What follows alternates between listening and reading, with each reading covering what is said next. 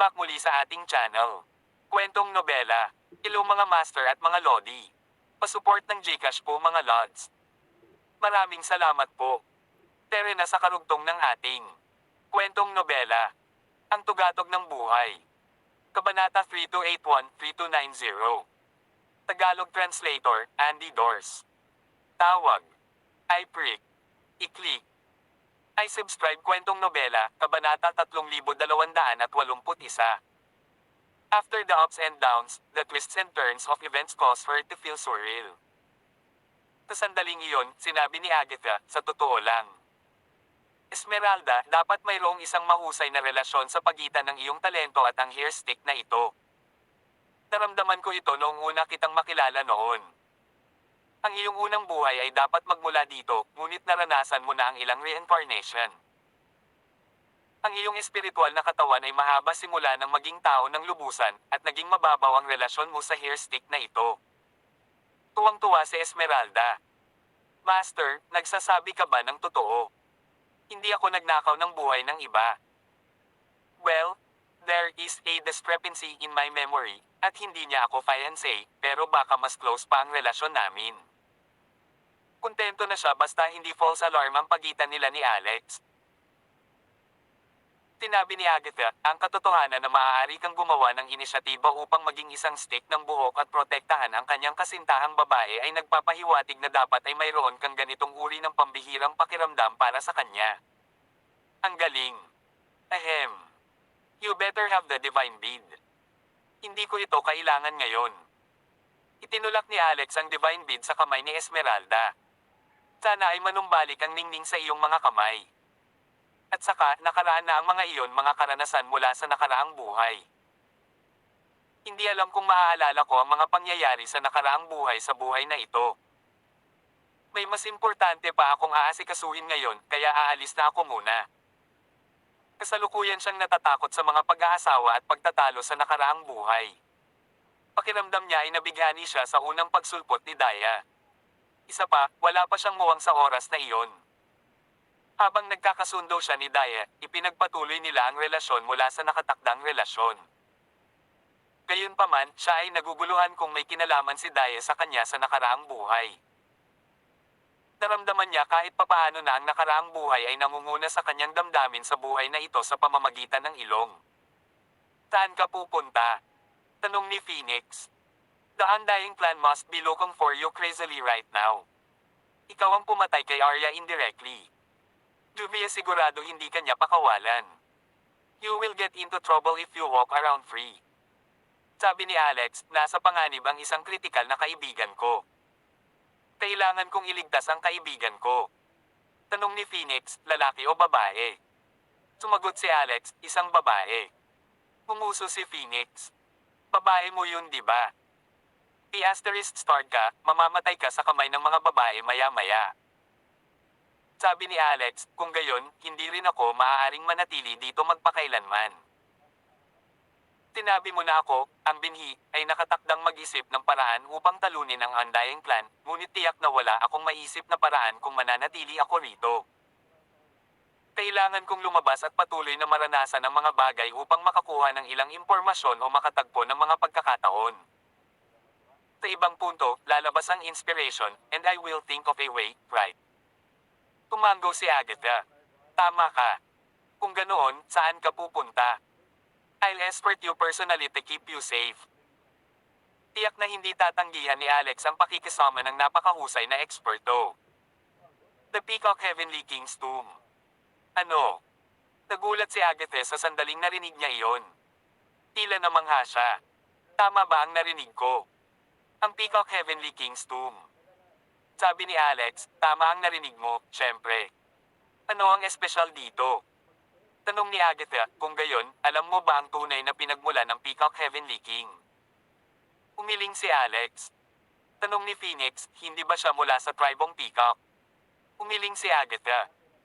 Ang tribong Peacock at ang Peacock Heavenly King ay dalawang magkaibang konsepto, at hindi sila mapaghalo.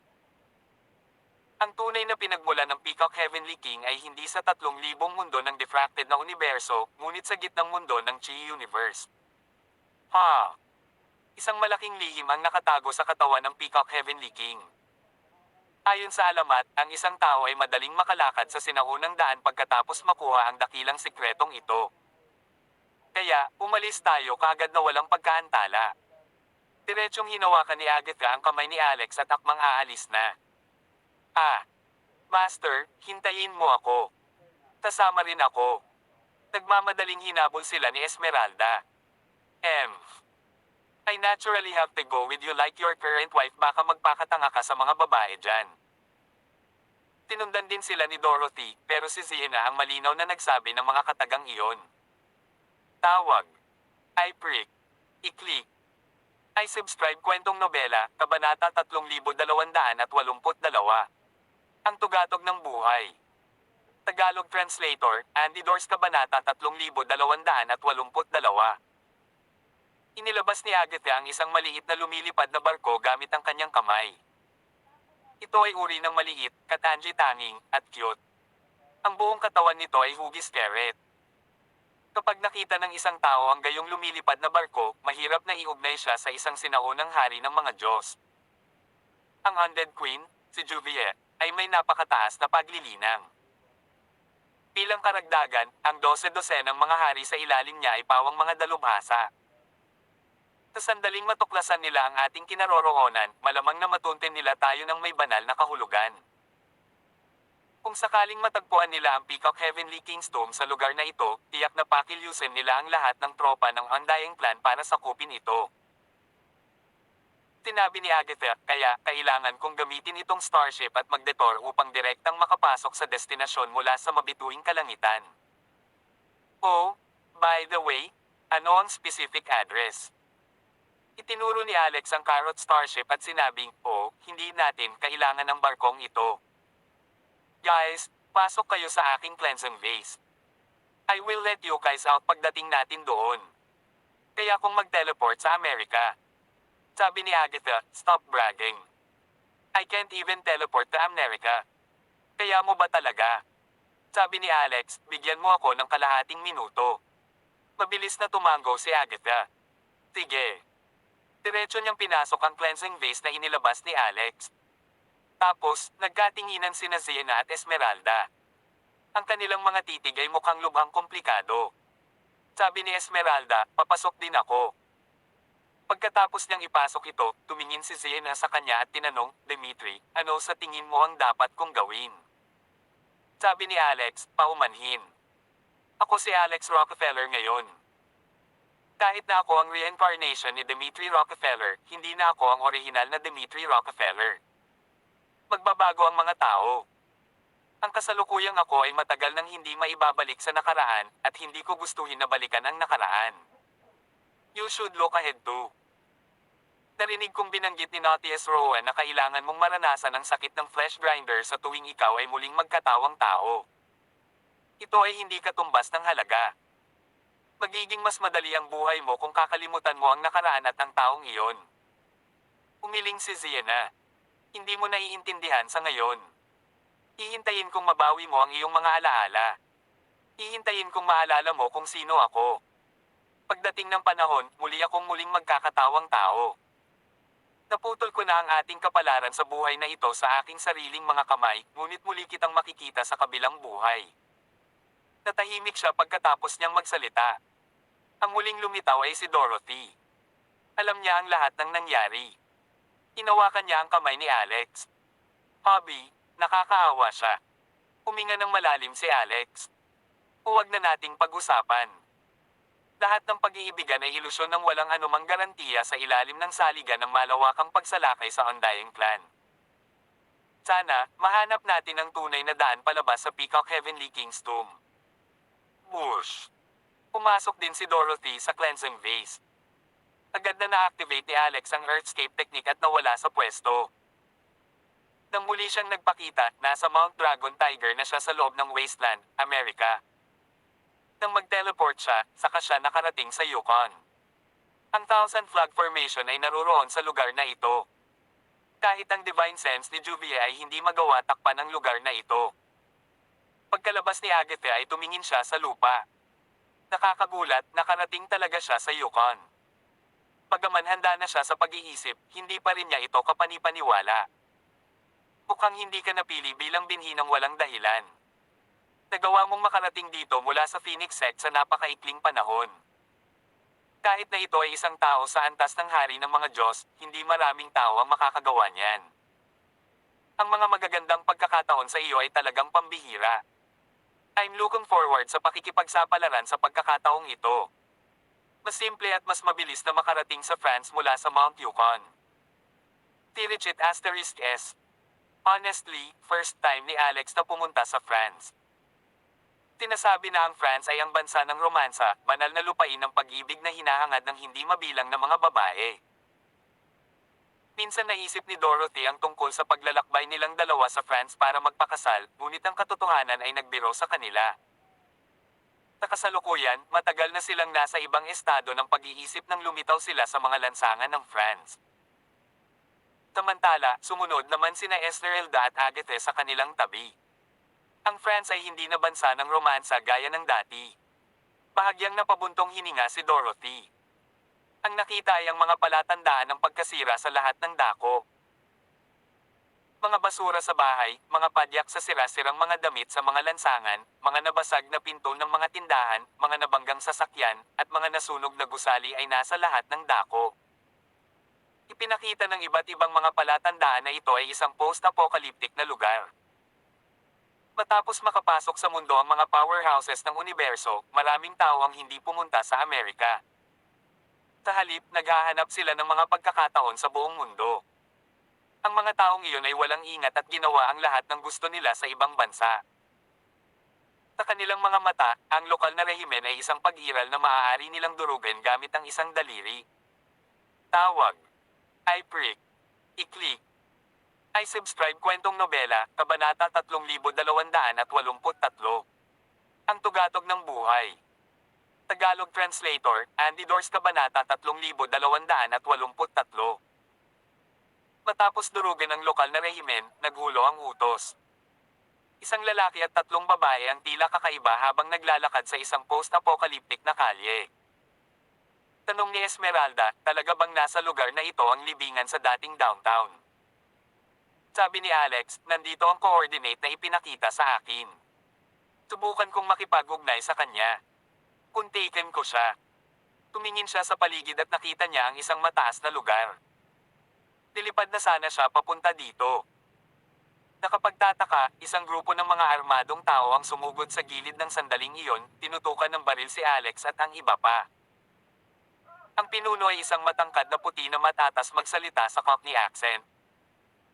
Mabangis siyang sumigaw, mga kamay sa likod ng ulo mo. Maglupisay at kunin ang lahat ng mahahalagang bagay sa iyo. Nagulat ang iilang tao. Sa kanilang pagtataka, sila ay ninakawan ng isang grupo ng mga mortal. Magsasalita na sana si Alex, ngunit sa hindi inaasahang pagkakataon, nabuka ang bibig ni Agatha. Sa sandaling ibukan niya ang kanyang bibig, nagsalita siya ng may Cockney accent, paano kung tumanggi kaming ilabas sila? Anong gagawin niyo? Tawa ng tawa ang lalaki. Ngayon ay nagsasalita ka. Pretty miss, magagamit mo ang maganda mong katawan. May 3 magagandang babae dito. Hanggat pagsilbihan mo kami ng 3 araw, handa akong palayain ang lalaking ito. Umiling si Alex. Akala mo maganda ang encounter mo, pero hindi mo alam na sila pala ay mga dilag na lumalamon sa mga lalaki. Sa sandaling iyangat ni Esmeralda ang kanyang ulo, lumitaw sa kanyang likuran ang multo ng 100 talampakang berdeng ahas. Ibinuka nito ang napakalaking bibig ng ahas at sumirit. Thud! Thud! Sunod-sunod na bumagsak ang mga baril sa lupa. Natigilan ang lahat sa grupo. Oh my God! Ito ang mga Western cultivator. Anong nagawa natin? Dumating talaga kami para pagnakawan ng mga Western cultivator. Nang makitang tinakot ni Esmeralda ang grupo ng mga tao, nawala ng interes si Agatha at itinaas ang kanyang kamay sa isang sweeping motion. Cram! Ang grupo ng mga tao ay agad na pinalipad. Marami sa kanila ang nabali ang mga paa. Agad na bumalik ang katahimikan. Sabi ni Agatha, ang mahihina ay pagkain ng malalakas sa kahit saang lugar. Ang lugar na ito ay naging isang impyerno, ngunit ang mga taong nabubuhay dito ay may malademonyong kalikasan na malalim na nakaugat sa kanilang isipan.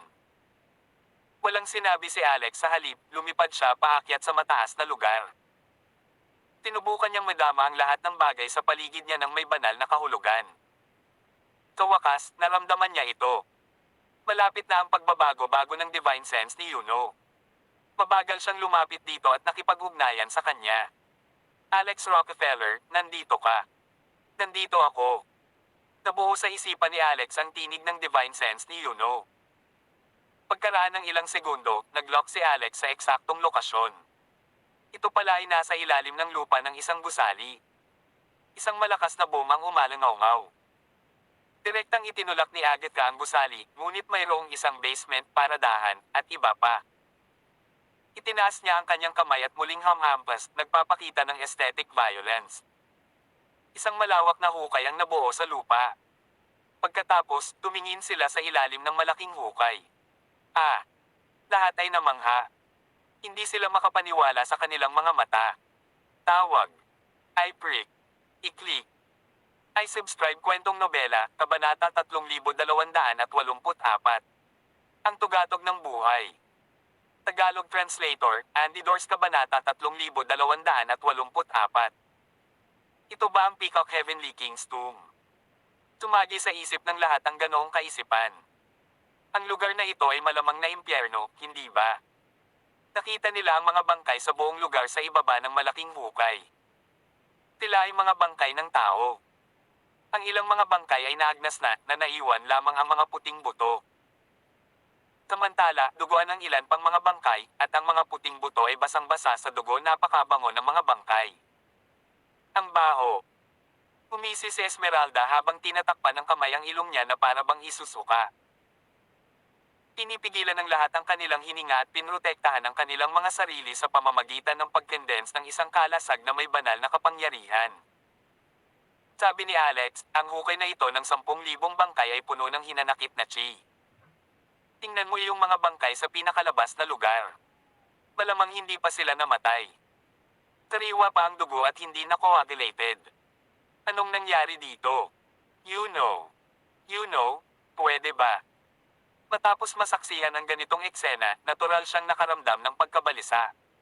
Mahigit 10,000 bangkay dito, tama. Naglabas si Agatha ng isang masa ng liwanag. Tila isang lampara na lumulutang sa hangin, unti-unting bumababa sa sandaling iyon, mas malinaw na nakikita ng lahat ang mga bagay.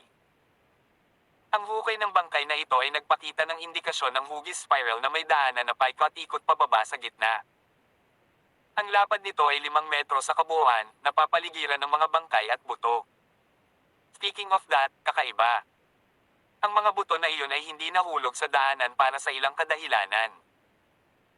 Sa ilalim ng pag-iilaw ng liwanag na masa, ang daanan ay nakaunat pababa ng walang hindi kilalang lalim at distansya.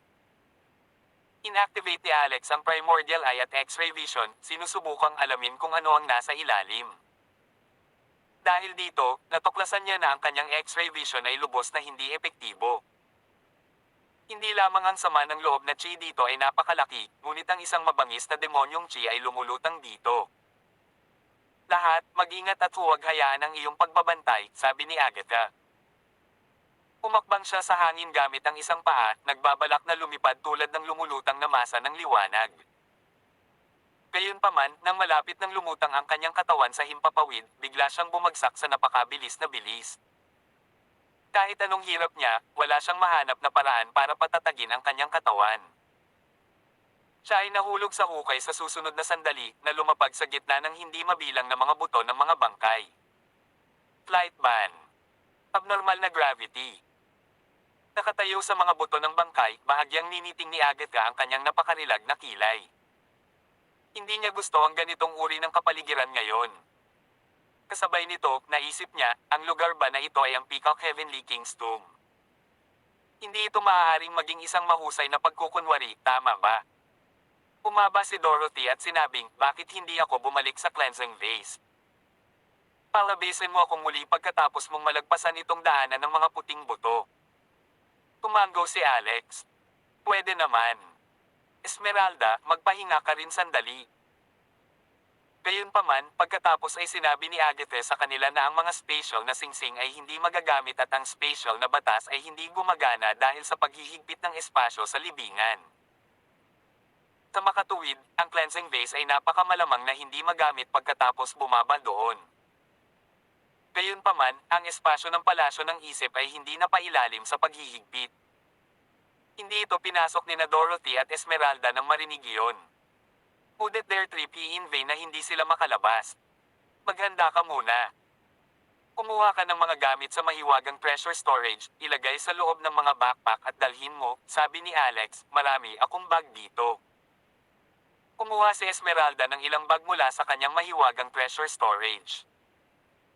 Sa isang sulyap, lahat sila ay mga branded na bag, Louis Vuitton, Prada, Coach, at marami pa. Ang susi ay ang kanilang mga sukat ay maliit. Ilang lipstick o mobile phone ang kaya nilang hawakan. Reklamo ni Dorothy, fashionista ka talaga. Mas bagay sa catwalk ang mga bag na ito. Mukhang awkward si Esmeralda. Meron akong mas malaki. Pagkalabas niya, isa itong malaking satchel sa tingin. Mag-show shopping ka ba habang hawak ang bag na yan? Hinisya ni Dorothy. Gamitin mo ko. Meron din ako. Sabi ni Alex. Naghalungkat siya at naglabas ng ilang malalaking sako kasing tangkad ng tao. Nagulat si Esmeralda. Bakit mo dala-dala ang mga bagay na ito? Ano ang madalas mong ginagamit para sa? Para takpan ang ulo ng ibang tao at bugbugin ang lalaking iyon. Sabi ni Alex, upang maglaman ng mga halamang gamot. Hindi nakaimik si Dorothy. Alright. Sige. Hindi ka makakalagkad ng sako sa lahat ng oras. Gamitin mo ang akin. Angkop naman ang nilabas niya, 3 travel bag. Tawag. I-prick. I-click. I-subscribe kwentong nobela, Kabanata 3285. Ang tugatog ng buhay. Tagalog translator, Andy Dors Kabanata 3285. Ilang sandali pa, ang 3 tao ay naghanda ng maraming bagay, pangunahin ang mga lubad, kawit, table task, damit. Tinulyapan ni Dorothy si Esmeralda, ngunit sa huli ay inilibot niya ang kanyang mga mata. Nakita niya ang gulo ng mga bagay, kumuha siya, mga produkto ng skincare, hand cream, suklay, toothbrush, at salaming pang-araw. Pasensya na po. Pupunta ka ba sa beach para magbakasyon?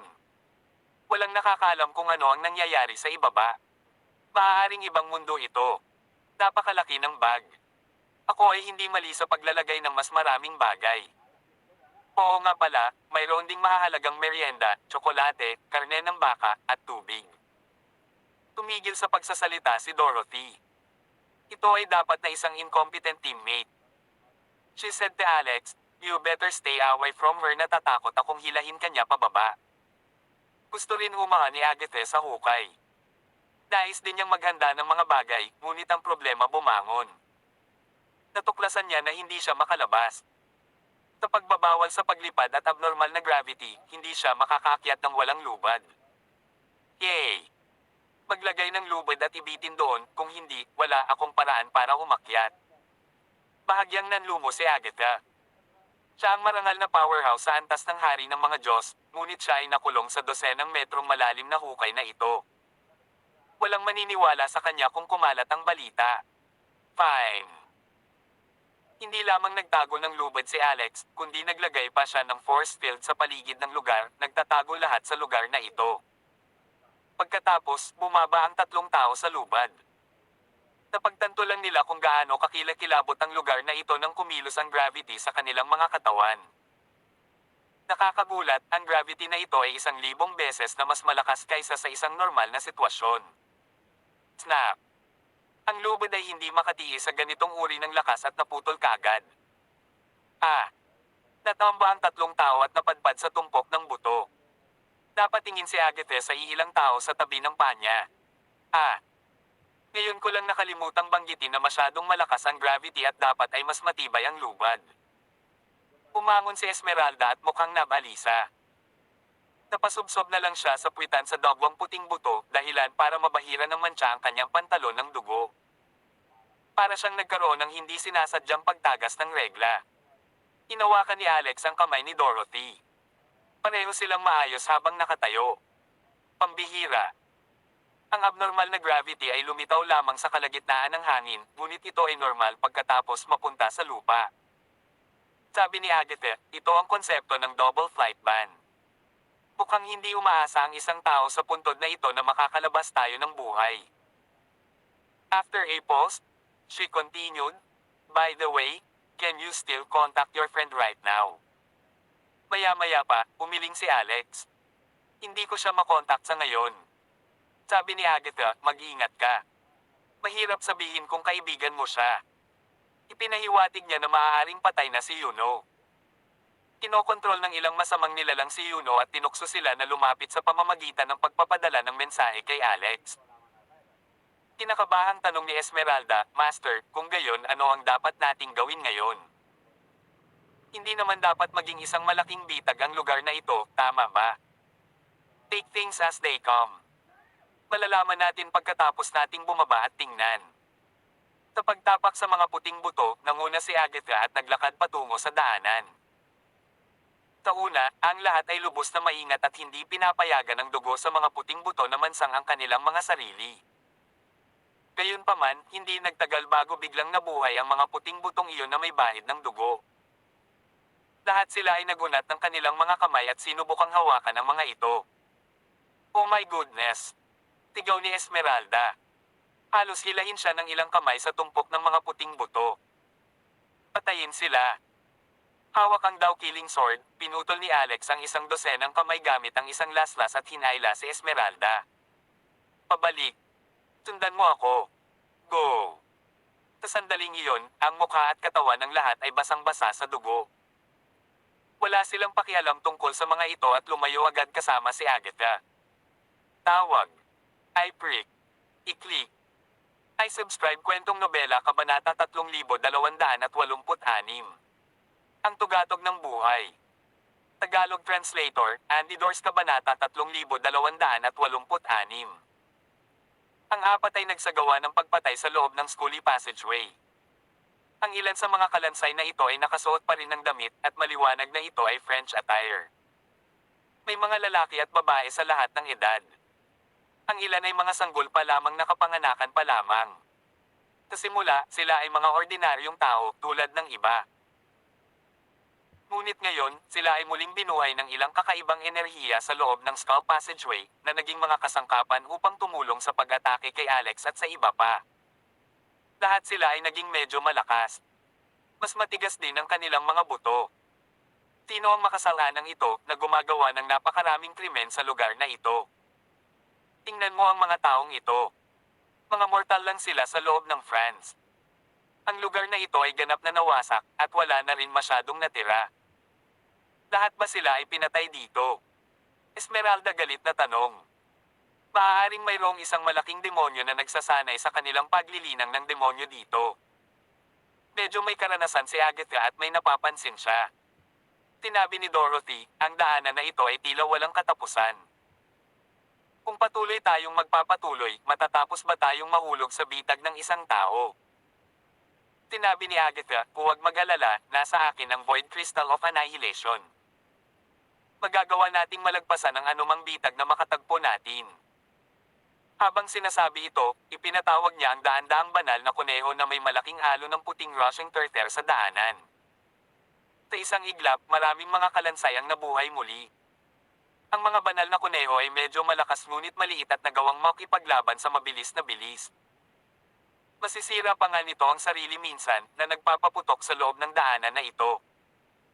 Dahil dito, muling bumagsak ang mga nabuhay na muli sa lupa. Sa wakas, nasa dulo na sila ng daanan. Sa hindi inaasahang pagkakataon, nang lumakad sila sa daanan, isang malawak na dagat ang bumungad sa kanila. Ang mga alon ay nag-splash sa baybayin na may isang layer ng makapal na fog sa itaas mismo ng ibabaw. Napabuntong hininga si Esmeralda. "May dagat dito."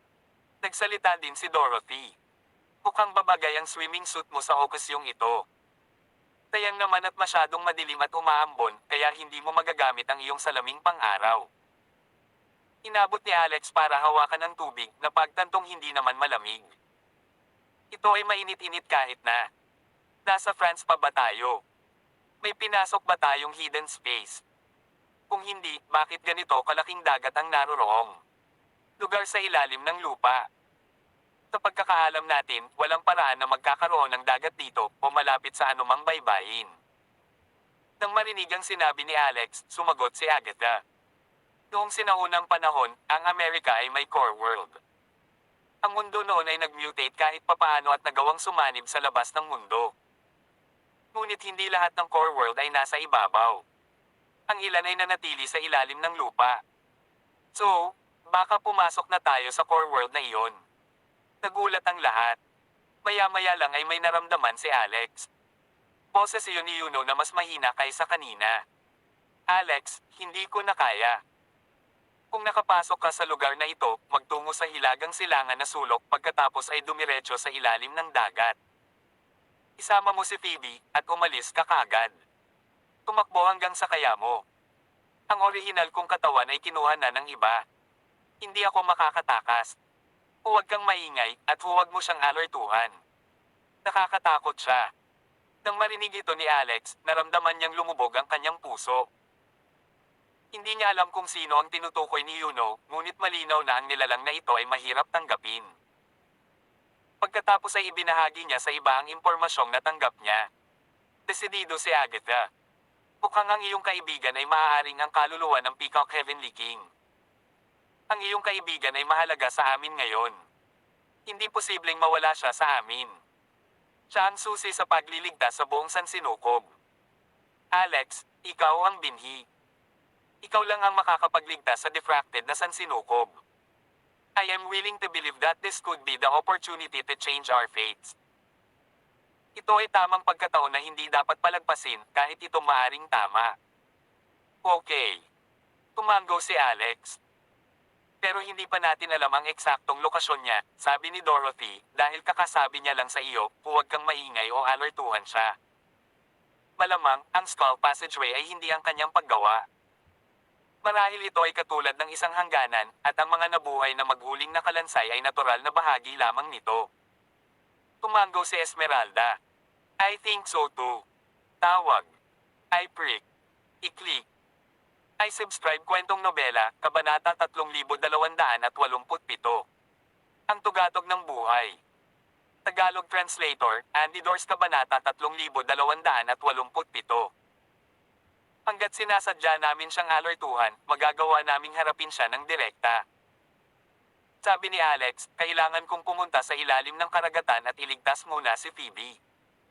Nagsalita si Agatha. Dapat nating isakatuparan ang parehong mga plano. We can't afford to waste any time. Okay. Master, sasama ako kay Alex. Magaling ako sa tubig at napakabilis kong lumangoy. Sabi ni Esmeralda. Dal iyan. Pagkatapos noon, naging berdeng ahas si Esmeralda at sumugod sa dagat. Noong una ay nais din ni Dorothy na sumali sa kanila, ngunit kung ikukumpara kay Esmeralda, ang kanyang elemento ng paglilinang ay mas nahilig sa apoy. Kaya naman, nagpasya siyang mas mabuting manatili na lang siya. Sa kabilang banda, naglabas si Agatha ng mga tauhan mula sa palasyo ng kanyang isip. Bush! Inihagis ito sa hangin, lumutang ito sa ibabaw ng karagatan sa ilalim ng lupa. Sa sandaling iyon, ang presyon sa hangin ay agad na nawala sa ilang kadahilanan. Kaya hindi nito nagawang dalhin ang mga tauhan pababa sa ang section. Ang mga tauhan ay biglang nagsimulang kumikinang na may ilang mga kumikinang na mga spot sa lahat. Isang multo ng maraming galaksi ang biglang lumitaw. Biglang sumabog ang staff na may malaking lakas na parang isang malakas na pagsabog. Ang buong espasyo ay nagsimulang manginig habang ang mga antas ng tubig ay bumaba ng husto. Makalipas ang ilang segundo, tumalbog ito at naging tsunami. Nakatayo pa rin sa ulo ng ahas, nararamdaman ni Alex ang mga panginginig ng boses. Maliwanag, tila napakalakas nito. Alex, pwede mo bang sabihin sa akin kung paano tayo nagkabati noong Esmeralda mo pa ako? Gumamit ng telepathy ang babae para makausap siya. Kung tutuusin, hindi siya partikular na nagboluntaryong sumama sa kanya dahil kay Phoebe. Halatang alam din ni Dorothy ang kanyang intensyon. My Esmeralda. Let me think. From what I remember, Esmeralda was a friend, or should I say, family. Ma'am, she was a sister to me. Kami ay nagbahagi ng magandang relasyon. Ate, tulad ng iyong mga tipong 8. Ate lang.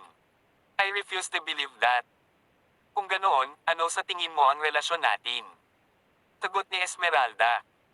We'd at least be in a relationship, a sexual one at that. Sagot ni Alex. You're overthink this. Mula sa mga alaalang natanggap ko, bata ka pa. Hindi pa nga nag-mature ang katawan mo noon. Ano? Ha? Hindi pa ako nagmamature. Oo nga, parang nasa 10 taong gulang ka. Napakabilog ng mukha mo, alam mo ba? Stop lying. How could I have been that chubby? Malamang baby fat. Nagmula ka sa isang banal na bato, alam mo ba? Kaya marami kang nutrisyon mula nang ipanganak. Noon lang, isang napaka-nakakatakot na boses ang nagmula sa ilalim ng dagat na parang isang malaking torpedo na humahangos patungo sa kanila. Naibalik ang katawan ng ahas ni Esmeralda ilang talampakan sa loob ng tubig. Napakalakas ng impact kaya napilitan siyang bumalik sa kanyang aktwal na anyo, hindi na napanatili ang anyo ng ahas. Si Asterisk T, nasa ilalim ng tubig ang lalaki. Nag-aalalang sabi niya. At saka, ang Daggendong ay dapat nanggaling sa isang Demon King para makapagdulot ng malaking kaguluhan. Pero na. Kinuha ni Alex ang babae sa kanyang yakap at pinaandar ang Great Cover Spell, sinusubukan niyang itago ang buong katawan niya. Bigla na lang nilang napansin ang isang lungsod sa ilalim ng dagat. Sa oras na iyon, isang nagninangas na liwanag ang sumisikat mula sa loob. May nagninangas na paboril na kasing laki ng bundok na nagmamadaling lumabas sa ilalim ng dagat na lungsod sa harap ng kanilang mga mata. Tawag. I prick. I-click. I subscribe kwentong nobela, Kabanata 3288.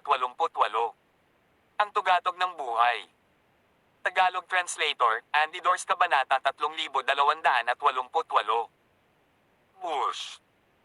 Sa isang iglap, ang temperatura ng tubig ay tumaas sa isang kumukulong estado habang ang ilang mga alon ay dumaan na bumubuo ng isa pang tsunami. Anumang panguri na ginamit upang ilarawan ang mga tsunami ay hindi man sapat upang ipakita kung gaano kalaki ang mga alon. Isang napakatinding presyon ang bumalot sa buong karagatan. Ito ay walang katapusan, ipinare sa purong demonyong chi. Kapag pinilit sa isang tao, ito ay parang isang matalim na talam na tumutusok at naghihiwa sa kanilang mga isip.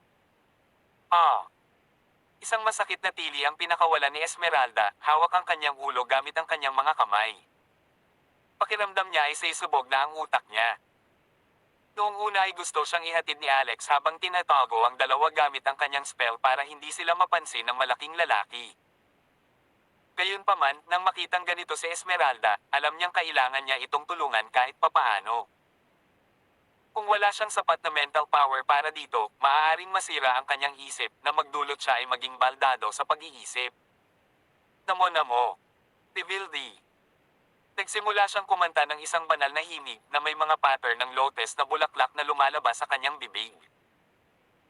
Ang bawat note sa loob ng awit na ito ay kumikinang ng ginto na nag-iiwan ng ilang gintong talulot na umaagos sa paligid ng dalawa. Pumuo ito ng magandang gininto ang kalasag upang protektahan sila mula sa espiritual na presyon ng Peacock Heavenly King. Sa huli, napansin ng paboril sina Alex at Esmeralda kaya naging target nito. Tigaw nito, agad itong tumakbo papunta sa kanila. You dumb asterisk S's, anong ginagawa niyong dalawa? Bakit ka gumawa ng ganoon kalakas na kaguluhan? May death wish ka ba? Tumakbo ka lang. Naririnig ni Alex kung gaano ang pagkataranta ni Esmeralda nang sinigawan siya nito sa pamamagitan ng telepathy. Alam niya na siya ay kasalukuyang nasa loob ng Peacock Heavenly King. Maaari rin siyang gumamit sa ibang paraan, ngunit malinaw na nakikita o nararamdaman niya ang kasalukuyang mga galaw ni Alex. Inilabas niya ang Immortal Butcher at Bamulong. Paano pa magagawang maakit ang malaking tao na ito? Nilingan niya si Esmeralda. Esmeralda, tumakbo ka na. Ako na ang bahala dito, pero parang confident si Esmeralda. I don't need protection. Nandito ako para lumaban. Kaya't huwag mo akong pretuhin na parang isang mahina. Pumunta siya ng 2 hakbang sa harapan, inilagay ang kanyang katawan sa harap ni Alex. Sumisigaw, isang malaking berdeng ahas ay lumitaw mismo sa kanyang harapan, nagmamadali patungo sa paboril ng napakabilis. Iyon ay hindi si Esmeralda mismo at sa halip ay isang uri ng phantasm. Sa kabila nito, mukhang totoo ito at mukhang napakalakas. Kahit noon pa man, kasalukuyan siyang nakaharap sa Peacock Heavenly King, isang nilalang na namumuno sa mundo sa buong panahon noong sinaunang panahon. Nakakainis. Ang Peacock Heavenly King ay nilaslas ang kanyang mga kuko patungo dito, agad na ginawang alabok ang ahas. Hindi naman yata mahina yun ah. Hindi na kinaya ni Alex na manood pero parang may hindi tama. Whoosh! Isang maliwanag na berdeng ilaw ang sumikat kung saan nawala ang ahas. Ito ay pinalitan ng isang mahabang berdeng espada patungo sa mga mata ng paboril. Kaya naman, ang berdeng ahas ay isang pang-aakit lamang at ang espada ay ang aktwal na pag-atake. Sa kabila ng matalinong hakbang, hindi pa rin perpekto ang mga resulta. Agad na ipinikit ng Peacock Heavenly King ang mga mata nito, inilantad ang mga gininto ang talukap nito. Nang dama po ang espada sa mga talukap nito, agad itong nablock. Ito ay simple yunim na ginebol kung gaano kahirap ang eyelid lang noon. Ang hirap kaya. Muling sumigaw si Esmeralda, muling kinokontrol ang berdeng espada. Matapos itong tumalon pabalik, ito ay naging daan-daang lumilipad na mga espada, na bumubuo ng isang pabilog na porma sayon ng espada na nakapalibot sa paboril. Maya-maya, inatake niya ito ng walang humpay. Tawag. I prick. I-click.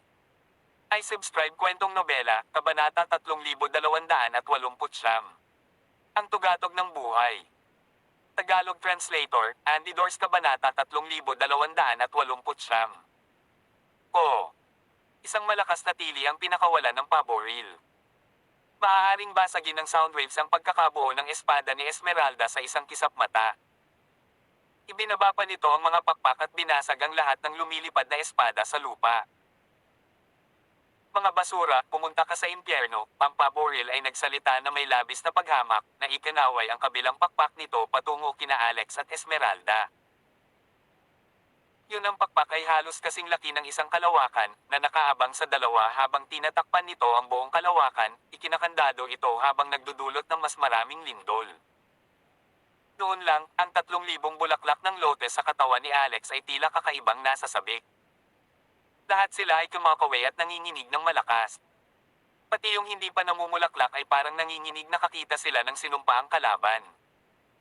Pinuno nito si Alex ng matinding pakikipaglaban. Forbidden Spell, The Great Fort Spell. If. Tumakbo agad si Alex pagkalabas niya ng umutot na iyon, sabay hila kay Esmeralda. Quickie. Pakiramdam ni Esmeralda ay nablangko ang kanyang isip. Hindi niya kailanman pinangarap na gawin ni Alex ang ganoong bagay.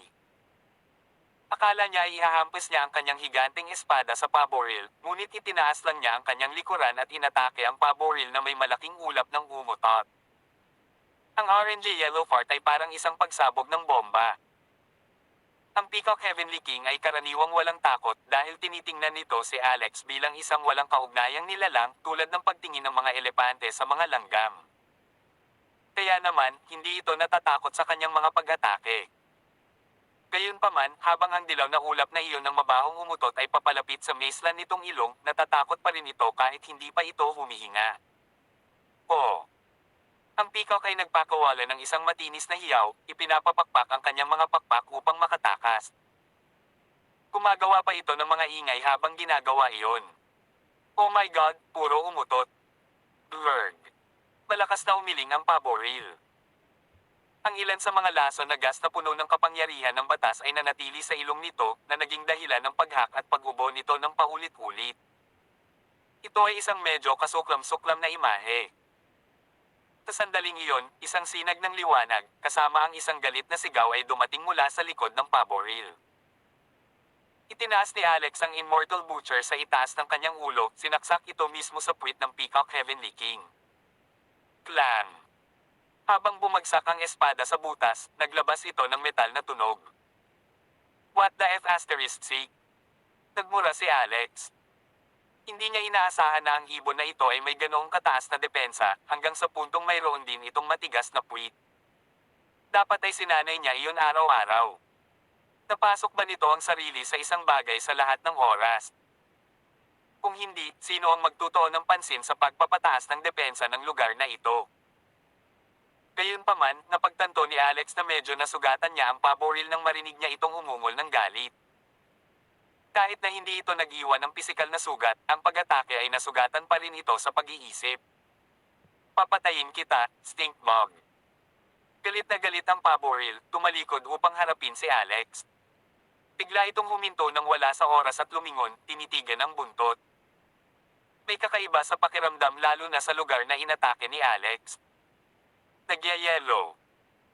Pagkatapos noon, naunawaan nito na ang D***man stink bug na ito ay sinubukang tambangan kaagad pagkatapos magpakawala ng maamong umutot. Bukod dito, ang masasamang bug na ito ay gumamit pa ng isang ice spell upang i-freeze ang puwit nito. Arg. Ito ay nangyayari sa isang magalit ng labis ngayon, ay tenggal sa lahat ng ito ay lakas. Ang naglalagablab na balahibo ng paboril ay naging 10,000 lumilipad na espada, diretsyong nakatutok sa dalawa, bumagsak na parang patak ng ulan. Maya-maya lang ay dumating na si Agatha. Agad niyang binato ang isang pulang kamay na pamaypay sa kanilang direksyon habang patuloy ang paglaki ng pamaypay. Habang pilit na ikinumpas ang kanyang braso, isang dambuhalang buhawi ang bumungad sa harap ni na Alex at Esmeralda. Ang lahat ng mga paboril na espada sa daan nito ay pinalipad sa isa pang direksyon. Ito talaga ang Peacock Heavenly King. Pero may demonyong espirito sa loob nito. Ultimate Carrot Formation, go. Tawag. I-prick. I-click. I-subscribe kwentong nobela, Kabanata 3290. Ang tugatog ng buhay. Tagalog Translator, Andy Dors Kabanata 3290. Kabog, kabog, kabog. Isa-isang bumaba mula sa langit ang mga naglalakihang carrot. Bagamat bahagi ito ng kailaliman ng dagat, ang mga carrot ay lumapag ng napakabilis, na parang mga meteorite. Ang presyon ng tubig ay walang epekto sa kanila. Bukod pa riyan, ang mga carrot na ito ay napakalaki, na parang mga gusali na may mga ugat sa ibaba at mga dahon sa itaas. May kabuuang 36 na carrot ang bumaba, ganap na nakapalibot sa paboril. Gusto talaga ni Alex na pumutok sa tuwing ipinatawag ni Agatha ang mga carrot na ito. Palagi niyang iniisip, nako, napakabata niya sa puso. Kahit ang mga atake niya ay sobrang cute.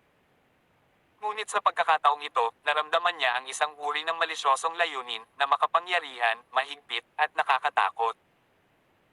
Ang mga carrot na iyon ay lubhang mapanganib, at masangkot na tawagan ang mga ito ng mga bombang nuclear sa hugis ng mga carrot. Nag-connect sila, naging formation. Sa pagitan ng mga carrot ay may maliliit na sinag ng kulay rosas na liwanag na magkakaugnay sa isa't isa.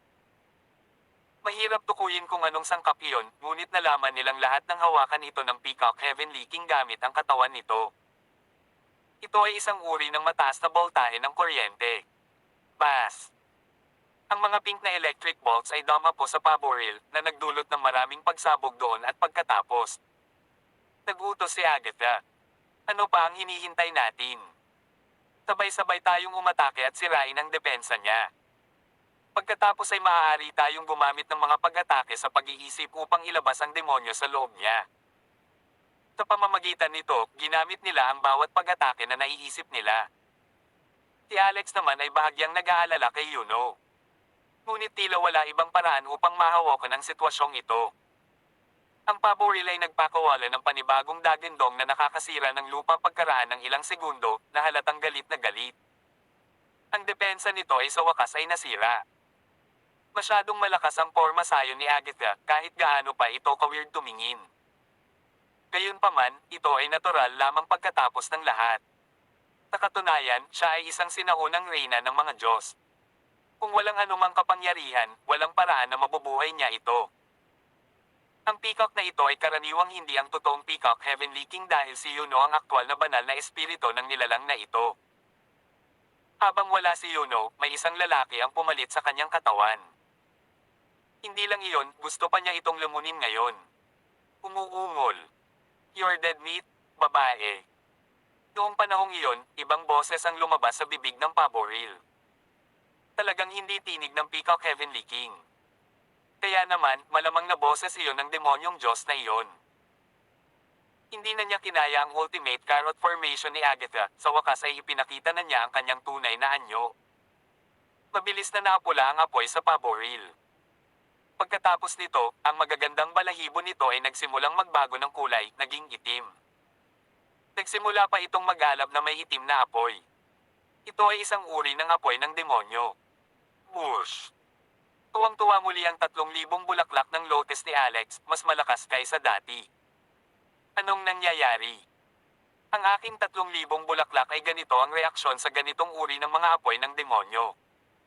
Tinusubukan kaya nilang dunukan ito. Sa mas malapit na inspeksyon, napansin niyang ang isa sa kanila ay mas tumakaway pa kaysa sa iba pa. Ito ay isang translucent na bulaklak ng lotus. Anong mga katangian mayroon ito? Ito ang unang pagkakataon na nakakita siya ng semi-transparent na bulaklak ng lotus. Gamit ang kanyang isip, agad niyang hinigop ang lahat ng pollen sa bulaklak na ito at nakatanggap ng bagong spell na tinatawag na Great Swallow Spell. Hindi ito maaaring maging totoo, tama ba? Sa kabilang panig, sina Agatha, Dorothy, at Esmeralda ay marahas pa ring umaatake sa pabo reel, kahit na ito ay naging ganap na itim. Sa hindi inaasahan, ang gayong malalakas na pag-atake ay walang kahulugan sa mga itim na apoy na ito.